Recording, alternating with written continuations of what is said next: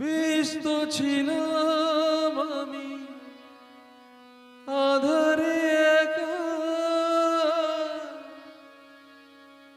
কেন যে এলো রেখা দিল গো দেখা। ব্যস্ত ছিলাম আমি আধারে একা, কেন যে এলো রেখা দিল গো দেখা। ছলনা তো ছিল না প্রাণে, তবু যে কেন কে জানে। ছলনা তো ছিল না প্রাণে,